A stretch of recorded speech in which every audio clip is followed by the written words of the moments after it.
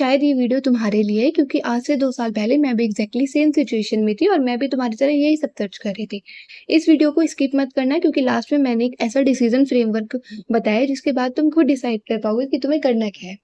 अब यहाँ सुनो मेरी बात, मैंने नीट को बीएमएस के साथ किया था, मेरा स्कोर ये आया था। मैंने 6 मंथ में किया था। मेरे को बहुत मेजर हेल्थ प्रॉब्लम थी और पर्सनल लाइफ में भी बहुत सारी चीज़ें चल रही थी। उसके बाद भी अगर मैं कर सकती हूँ तो डेफ़िनेटली तुम भी कर सकते हो। है ना? क्योंकि भगवान ना करे कि तुम्हारे साथ ये सारी दिक्कतें हों, so if I can do then definitely you can do. उसके बाद आता है कि why should take partial drop? किसको लेना चाहिए और क्यों लेना चाहिए? सबसे पहले तो तुम्हारा व्हाई क्लियर होना चाहिए। तुम्हें पता होना चाहिए कि तुमने क्या कमी करी है जिसकी वज़ह से तुम्हारा सिलेक्शन नहीं हो पाया। कुछ तो कमी रही होगी ना, आइदर तुमने टेस्ट नहीं दिया, आइदर तुमने प्रॉपर एनालिसिस नहीं किया, आइदर तुमने मैनेजमेंट नहीं किया, आइदर तुम फालतू की चीज़ों में लगे रहे, तो कुछ तो कमी होगी तभी तुम अभी ये वाली वीडियो देख रहे हो, है ना?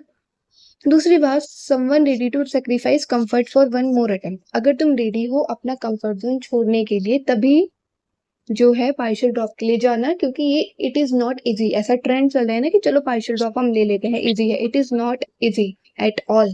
बिल्कुल भी इजी नहीं है। तो अगर आप रेडी हो सेक्रीफाइस करने के लिए एक और साल, उसके बाद ही आप जो है पार्शियल ड्रॉप की तरफ जाना। इसमें कंसिस्टेंसी बहुत ज्यादा इंपॉर्टेंट है क्योंकि आपके पास ऑलरेडी पार्शियल ड्रॉप में कम टाइम होगा फुल ड्रॉप के कंपेरिजन में, है ना? तो you should be consistency proper maintain होनी चाहिए, तभी आप कर पाओगे। चौथा, नीट और college, again I am saying it is not easy at all. ठीक है?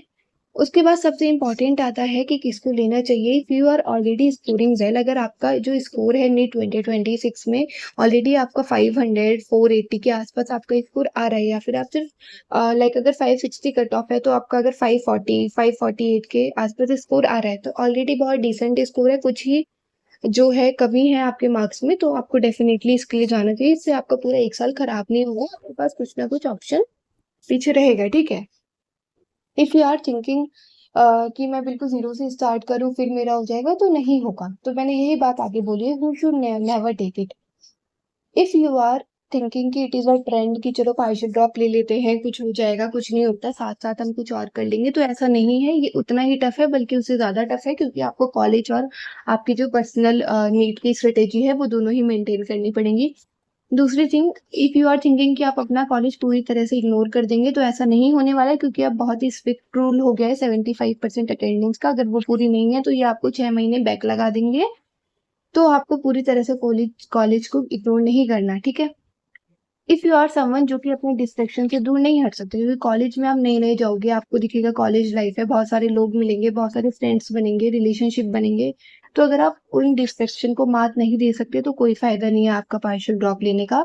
चौथा, if you are not learning from your previous mistake. मैंने पहले ही पॉइंट में बोला था कि आपको अपनी कमी पता होनी चाहिए। अगर आपको अपनी कमी ही नहीं पता तो आप उस पर काम करके आगे कैसे बढ़ोगे? राइट? तो पहले आपको अपनी कमी पता होनी चाहिए, उसके बाद ही आप उसके लिए आगे बढ़ना। और किसी नहीं लेना चाहिए। If you are not scoring well, अगर आपके 250 नंबर आ रहे हैं, 300 आ रहे हैं या 400 आ रहे हैं, तो फिर आपके कॉन्सेप्ट पूरी तरह से क्लियर नहीं है। And if you are thinking कि आप कॉलेज के साथ मैनेज कर लेंगे, देन अ बिग नो। क्योंकि कॉलेज जो है अपने आप में ही उसके साथ इतना ज्यादा टफ हो जाता है मैनेज करना। बट अगर आपका स्कोर रेंज ही इतना कम है, आपको अपने नीट पे ही इतना ज्यादा काम करना है, तो आई विल सजेस्ट कि फुल ड्रॉप लो, अच्छे से प्रिपेयर करो, अच्छे स्कोर लाओ और बढ़िया कॉलेज में जाओ। ये सब करने की जरूरत नहीं है। ठीक है? उसके बाद अब इसके हम बेनिफिट्स और चैलेंजेस दोनों देखेंगे। इफ यू आर थिंकिंग कि आपको कोई बैकअप करियर रखना है, वैसे तो कोई भी कोर्स बैकअप होता नहीं है, स्टिल हम उसको उस नजर से देख रहे हैं कि आपको ये है कि अपना पूरा एक साल बर्बाद नहीं करना। मैं किसी ना किसी कोर्स में ऐसे चला जाऊंगा कि अगर नेक्स्ट ईयर मेरा नहीं हो रहा है तो डेफिनेटली मैं उस कोर्स को आगे कंटिन्यू कर लूंगी। ठीक है? तो उस तरीके से आपको लेना है। एक एग्जांपल देती हूँ, अगर आपको जानवरों से मतलब वेट में आपको नहीं जाना, आपको बिल्कुल भी इंटरेस्ट ही नहीं है वेट में, और आपने उसको एज अ पार्शियल ड्रॉप में आपने ले लिया, तो क्या होगा? मान लो कल का आपका नीट भी नहीं हुआ और आपको वेट में भी इंटरेस्ट नहीं है, तो फिर आप तो दोनों जगह से चूक गए ना। तो अगर आपको कोर्स भी चूज करना है तो ऐसा करना जिसमें आपको थोड़ा बहुत इंटरेस्ट हो, कि अगर कल को मेरा नहीं होता है, ऐसा कोई दिक्कत आती है, तो आप जो आपने दूसरा कोर्स लिया है उसको आप परस्यू कर पाओ। ठीक है? चौथा, नो कंप्लीट एकेडमिक गैप। ये एक बेनिफिट होता है कि आपको ऐसा लगता है कि यार मेरा पूरा साल बर्बाद नहीं हुआ, क्योंकि आपको एनटीए का तो कुछ नहीं पता। इस बार उसने स्कैम किया है, प्रीवियस ईयर भी किया था, उससे पहले भी किया था, हर साल का उसका सेम ड्रामा है। तो अगर आप चाहते हैं कि कोई कंप्लीटली एकेडमिक गैप नहीं होना चाहिए, मैं एटलीस्ट कुछ ना कुछ तो कर रहा हूँ अपनी लाइफ में, मैं कॉलेज में तो हूँ, तो डेफिनेटली बेस्ट ऑप्शन है बेटर मैच्योरिटी एंड डिसिप्लिन, क्योंकि आप कॉलेज जाते हो, आप वहाँ देखते हो कि नहीं यार अभी मेरे को ये वाला कोर्स नहीं करना, या फिर आप और ज़्यादा डिटर्मिनेंट हो जाते हो अपने गोल को लेके, है ना? कि नहीं मुझे ये करना था बट अभी मैं ये जिस कोर्स में हूँ मुझे वो नहीं करना, है ना? तो एक अंदर से मोटिवेशन आती है, वो इनर मोटिवेशन बहुत ज़रूरी है, वो आपके लिए काम करती है। चौथा एक एनवायरनमेंट चेंज होता है। एक एग्जांपल देती हूँ, जैसे अगर आप मान लो 2 या 3 साल से प्रिपेयर कर रहे हो, तो आप अपने घर में वही सेम रूम में हो, वही आप अपने पेरेंट्स को देखते हो, वही वॉल्स हैं, उस पे ही आपने स्टिकी नोट्स लगाए रहते हैं। तो अगर आप फिर से वही प्रिपेयर करते हो तो कहीं न कहीं पास्ट का फ्लैशबैक आता ही आता है सामने। तो अगर आप कॉलेज में रहते हो तो आपको थोड़ा एनवायरनमेंट चेंज मिलता है, आपका और अच्छे से पढ़ाई में मन लगता है। लेकिन इसमें शर्त है, ऑलरेडी मैंने लिखा हुआ है कि अवे फ्रॉम डिस्ट्रैक्शन। ये नहीं कि आप बहुत सारे फ्रेंड्स बना रहे हो वहाँ पे और फ्रेंड्स बोल रहे हैं चलो यार आज हम यहाँ घूमने चलते हैं, आज हम यहाँ मूवी देखने चलते हैं। अगर आपको फ्रेंड्स बनाने हैं तो आप मत करो पार्शियल ड्रॉप, अगर आपको कोई रिलेशनशिप बनाना है तो आप मत करो, क्योंकि दोनों ही डिस्ट्रैक्शन है। तो ना तो आप ढंग से पार्शियल ड्रॉप की, ना तो आप अपना नीट की तैयारी कर पाओगे, ना ही आप कॉलेज के लिए कुछ कर पाओगे। तो एनवायरमेंटल चेंज ज़रूर होगा बट उसकी वजह से इन दोनों चीज़ों में नहीं पड़ना, ठीक है? अपने काम से काम मतलब रखो, अपनी स्टडी पे फ़ोकस करो, दैट्स इट। एक आध अगर फ्रेंड बनाना है तो ऐसे बनाओ जो खुद भी नीट की तैयारी कर रहे हो, जो खुद भी पार्शियल ड्रॉप में हो, ताकि आपको थोड़ा वो मिल सके और अगर आप किसी दिन कॉलेज नहीं जा रहे हैं तो आपकी प्रॉक्सी में थोड़ी बहुत हेल्प हो सके, ठीक है? उसके बाद थोड़ा कम फ़ियर होता है compare to full drop. Full drop में क्या होता है, मान लो अगर किसी ने फुल ड्रॉप दिया, अगले साल भी अगर नीट का कुछ चला, है ना? कि पेपर लीक हो गया है या फिर ये हो गया, स्कैम हो गया एंड ऑल, तो आपको ये लगता है कि यार फुल ड्रॉप में तो क्या है कि मेरा पूरा साल बर्बाद है ना यार, पूरा साल तो मैंने जो भी किया, बट अभी क्या है अगर अभी मुझे सीट नहीं मिली तो वो पूरा साल तो चला गया ना।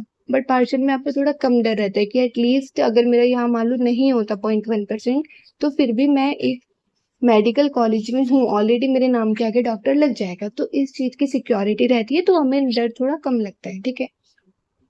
उसके बाद हम चैलेंजेस देखते हैं। पहला चैलेंजेस जो मैंने पहले भी बताया कि कॉलेज की अटेंडेंस होती है, अभी ये थोड़ा क्या होता है स्ट्रिक्ट रूल हो गया है कि 75% अटेंडेंस आपको चाहिए ही चाहिए, पहले ऐसा नहीं था। उसके बाद इंटरनल एग्जाम्स होते हैं, प्रैक्टिकल्स होते हैं, बीएमएस मैंने पर्सनली किया है तो मैं उसमें बता रही हूँ कि आफ्टर एवरी 6 मंथ आपके क्या होता है टर्म एग्जाम होते हैं इंटरनल। उसके बाद आप टाइम मैनेजमेंट में ऑब्वियसली दिक्कत आएगी क्योंकि आपको कॉलेज भी जाना है, फिर आपको अपना भी प्रिपेयर करना है नीट का, तो टाइम मैनेजमेंट में दिक्कत आएगी क्योंकि 9 से 4 तो आपका कॉलेज का टाइम ही होता है ना? तो आप पे कंपैरेटिवली फुल ड्रॉप से लेस टाइम बचेगा, तो आपको इसको अकॉर्डिंगली मैनेज करना है। आपको जहाँ भी टाइम मिले, कोई खाली पीरियड है, कहीं भी आपको टाइम मिलता है, तो आपको उसको पूरा मैनेज करना पड़ेगा rather than wasting your time. उसके बाद बर्नआउट हो जाते हैं कि हम कॉलेज से थके मान जाए, अब हमसे नीट नहीं हो रहा है, तो ये वाली दिक्कत भी बहुत कॉमन है। उसके बाद आपको फ़ील होगा कि आप सोशल लाइफ़ जो है वो मिस कर रहे हैं। आपके कॉलेज में फेस्ट होंगे, फेस्टिवल्स होंगे और सारे बच्चे पार्टिसिपेट कर रहे होंगे, आप नहीं कर रहे बट आपको ये जो है देना पड़ेगा, है ना? तो अगर आपको नीट करना है, अगर आपको गोल आपका कुछ और है, तो डेफ़िनेटली जो ये वाली चीज़ है, आपको इमोशनली स्ट्रॉन्ग बनना पड़ेगा क्योंकि ये सारी चीज़ें सामने आएँगी, है ना? तो आपको इन सब से डरना नहीं है, सबके साथ होता है, थोड़ा बर्नआउट फ़ील होता है, थोड़ा आपको लगता है फोमो होता है कि सोशल लाइफ़ मेरी मिस हो रही है, बट आप वो जो आपका गोल है, आप उसको अचीव कर लोगे, तो ये सारी चीज़ें बहुत छोटी लगेंगी, तो इन सब चीज़ों को इग्नोर करके आगे बढ़ना है, ठीक है?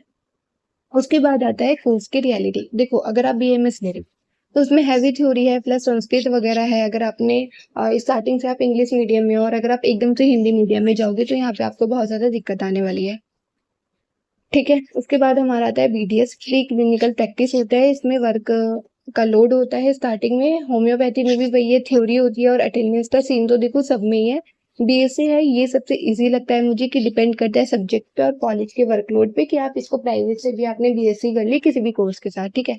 नर्सिंग में बहुत ज़्यादा हेक्टिक होता है क्योंकि स्टार्टिंग में आपकी क्लिनिकल पोस्टिंग लग जाती है, शिफ्ट लग जाती है, तो बहुत हार्ड है, इसके साथ पार्शियल ड्रॉप मैनेज करना, इसके साथ आपको नीट की तैयारी करना है, ठीक है। उसके बाद वेट या बीपीटी सेम है, प्रैक्टिकल्स होते हैं और स्टार्टिंग में वही सेम इशू है सबका, अटेंडेंस तो आपको सब में देखनी पड़ेगी। तो मैं तो बोलूँगी कि 3 दिन तो आप जाओ क्लासेस, उसके बाद अगर आपका कोई दोस्त वगैरह है उससे आप क्या कर लो प्रॉक्सी वगैरह लगवा लो, ठीक है। अगर आपको बीएमएस ही चूज़ करना है तो मैंने इस पर प्रॉपर एक पूरी वीडियो बनाई हुई है, मैं डिस्क्रिप्शन में लिंक डाल दूँगी, आप एक बार उसको गो थ्रू कर लेना। उसके बाद हमारा आता है एक ये बहुत इंपॉर्टेंट चीज़ है, अगर आपको पार्शियल ड्रॉप लेना है तो आप बॉन्ड सिस्टम देख कर लेना, क्योंकि कल को आपका अगर नीट में हो गया तो आपको कॉलेज छोड़ना पड़ेगा। तो ऐसा कॉलेज चूज़ करना जिसमें बॉन्ड सिस्टम नहीं हो। बॉन्ड सिस्टम क्या होता है कि अगर आप कॉलेज छोड़ रहे हैं तो आपको उनको कुछ कैश जो है पैसे आपको उनको पे करने होते हैं, ठीक है? तो ऐसा कॉलेज चूज़ करना जिसमें बॉन्ड सिस्टम ना हो, कि ताकि जब आप कॉलेज छोड़ें तो आपको कोई एक्स्ट्रा चार्जेस पे ना करना पड़े, ठीक है? उसके बाद टाइम मैनेजमेंट मैंने अभी बताया, अगर आप कॉलेज जा रहे हैं तो मॉर्निंग में आपका जो भी सब्जेक्ट वीक है, या फिर बायो, मैं अपना बायो करती थी क्योंकि आपने मॉर्निंग में एनसीईआरटी रिवीजन कर लिया, फिर आपको क्लास में कभी भी आपका कोई भी पीरियड खाली है, आप आराम से उसमें क्वेश्चन प्रैक्टिस कर सकते हो, बायो की बहुत ईजिली हो जाएगा, ठीक है? कॉलेज डे में आपको अटेंटिव रहना है, मैंने बोला कि 3 दिन मिनिमम जाओ, फिर आप प्रॉक्सी वगैरह लगवा लो, इवनिंग में पीवाईक्यूज या क्वेश्चन प्रैक्टिस कुछ भी कर लो, नाइट्स में अपनी मिस्टेक नोटबुक रिवाइज कर लो, संडे में आपको मॉक टेस्ट और उसका एनालिसिस देना ही देना है, ठीक है? उसके बाद आता है कि एवरी आवर काउंट। अगर आपको कॉलेज के जो पूरा रूटीन है 9 से 4 कॉलेज के टाइम में, अगर आपको कोई भी टाइम बचता है, कोई भी आपका पीरियड खाली होता है, तो ये नहीं कि आप इसको वेस्ट कर रहे हो, बातें बना रहे हो, इधर-उधर जा रहे हो। वैसे भी आप पे लेस टाइम है फुल ड्रॉप के कंपैरिजन में, तो आपको हर 1 घंटा आपका काउंट होगा और आपको उसको बहुत अच्छे से अटेंटिवली लगाना है अपनी प्रिपरेशन में, ठीक है? उसके बाद आप लोग बिगेस्ट मिस्टेक क्या करते हैं? सबसे पहले कि आपने बहुत सारी बुक खरीद ली, तो वो आपको नहीं खरीदनी। 1-2 अपने पास रखो आप बुक्स, ठीक है? और आप उसी से रिवीजन करो, क्योंकि अगर आपको उतने मार्क्स आ रहे हैं 540, 548, तो आपको बहुत सारी बुक्स की ज़रूरत नहीं है। आप अपनी कमी पे ध्यान दो कि मैंने किस चीज़ की वज़ह से मेरा रह गया, या फिर मैंने क्या कमी कर दी क्वेश्चन प्रैक्टिस में, या कोई कंसेप्ट कमज़ोर हो गया, सिर्फ़ उसको रखो, बहुत सारी बुक्स रखने की ज़रूरत नहीं है। ऐसा मत करना कि आप रिवीजन ही नहीं कर रहे, कॉलेज है और आपका आधा दिन बच रहा है, तो आपने रिवीजन को नेग्लेक्ट कर दिया, क्योंकि बिना रिवीजन के तो वैसे भी कुछ नहीं होने वाला। मॉक टेस्ट बिल्कुल भी स्किप नहीं करना। बहुत सारे बच्चे कर देते हैं कि अभी तो हमारा पूरा सिलेबस ही नहीं हुआ। यार आपने पूरे साल पढ़ा तो है, नहीं हुआ तो क्या हो गया? ज़्यादा से ज़्यादा आपके 200 से 300 नंबर आ जाएँगे। ठीक है ना, पता चल जाएगा ना कि आपका क्या क्या वीक है, क्या आपके कॉन्सेप्ट ज़्यादा वीक है। तो मॉक टेस्ट नहीं स्किप करना है, स्टार्टिंग से ही मॉक टेस्ट देना चालू करना है। Either you can give part wise, either you can give full test, it's completely up to you. उसके बाद अपने आप को कंपेयर नहीं करना कि यार देखो वो तो घूमने जा रहा है, उसका तो यहाँ पैकेज लग गया, वो तो नीट की तैयारी कर रहा है, वो तो एमबीबीएस कर रहा है, वो तो ये कर रहा है, वो तो फलाना कर रहा है, ढिकना कर रहा है। अब जितना अपने आप को कंपेयर करेंगे, उतना ही आपका जो जॉय है वो पूरा खत्म हो जाएगा, ठीक है? तो कंपेयर मत करो, हर किसी की जर्नी अलग होती है, टाइम से पहले किसी को कुछ नहीं मिलता। तो stop comparing yourself again and again, it's a thief of Joy. तो कंपेयर बिल्कुल भी नहीं करना अपने आप को किसी से भी, ठीक है? उसके बाद अगर आप बहुत ज़्यादा अपनी स्लीप में सैक्रिफाइस कर देंगे, तो आपकी हेल्थ पे प्रभाव पड़ेगा, और जब आपकी हेल्थ ठीक नहीं रहेगी, तो आप कुछ भी अचीव नहीं कर पाएँगे, क्योंकि आपकी हेल्थ जो है वो सबसे पहले फर्स्ट प्रायोरिटी है ना? उसके बाद मैंने पहले ही बताया कि फ्रेंड सर्कल नहीं होना चाहिए, नहीं होना चाहिए, रिलेशनशिप नहीं होना चाहिए। अगर ये दोनों चीज़ें आपने बना ली कॉलेज में आके, तो आप नीट तो भूल जाओ, नहीं होने वाला नीट, तो ये वाली चीज़ें आपको नहीं बनानी, ठीक है? उसके बाद protect your physical and mental health, क्योंकि it is a most important thing, right? अगर आप यही नहीं अपना प्रोटेक्ट कर पाओगे, क्योंकि बहुत सारे लोग आएंगे जो आपसे कुछ ना कुछ बोल के चले जाएंगे, तो बहुत जरूरी है कि आप अपना फिजिकल और मेंटल हेल्थ दोनों ही बना के रखें, ठीक है?